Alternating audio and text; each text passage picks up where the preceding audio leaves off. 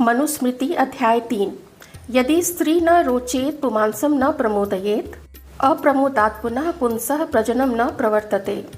यदि स्त्री भोजन, आभूषण, वस्त्र और सर्वोपरि सम्मानपूर्वक नहीं रखी जाती है तो वह प्रमोद यानी कि अपने पति के साथ भोग विलास में संलग्न नहीं होती है।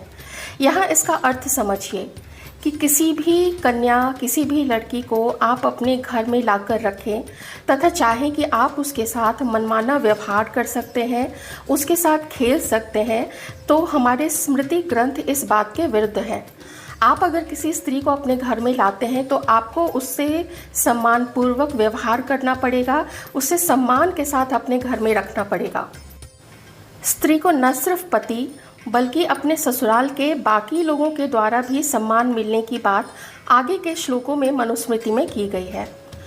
मैरिटल जो ज़बरदस्ती की जाती है मैरिज के अंदर में लड़की के साथ, उसके शरीर के साथ, इस बात को लेके आज हमारे भारत में कानून बन रहे हैं। और ये देखिए, हजारों वर्ष पूर्व ये व्यवस्था कर दी गई थी कैसे कैसे नियम ससुराल में होने चाहिए। स्त्री के साथ की गई हिंसा उसके पति द्वारा या उसके ससुराल के किसी भी लोग के द्वारा न हो, इस ग्रंथ में कहा गया है कि विवाह से पूर्व ही लड़का तथा लड़की वो इस लायक बन जाएं, इतने विद्वान हो जाएं कि उन्हें पता हो कि उनके अधिकार क्या हैं एक विवाह में और उनके कर्तव्य क्या हैं। और लड़का तथा लड़की को ऐसे संस्कार देने के बाद ही उनका विवाह किया जाता था। लड़का तथा लड़की दोनों को ही गृहस्थ आश्रम में प्रवेश करने के पहले उसके लिए संस्कार दिए जाने की बात कही गई है।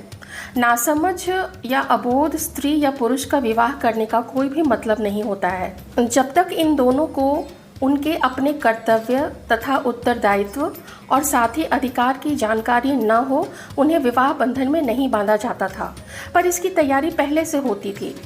तो अपनी अपनी संतान को गुरु के पास शिक्षा, वैदिक ज्ञान की जानकारी देने के लिए सर्वप्रथम उन्हें गुरु के आश्रम में जाकर रहना होता था। कन्या गुरु पत्नी की देखरेख में रहती थी।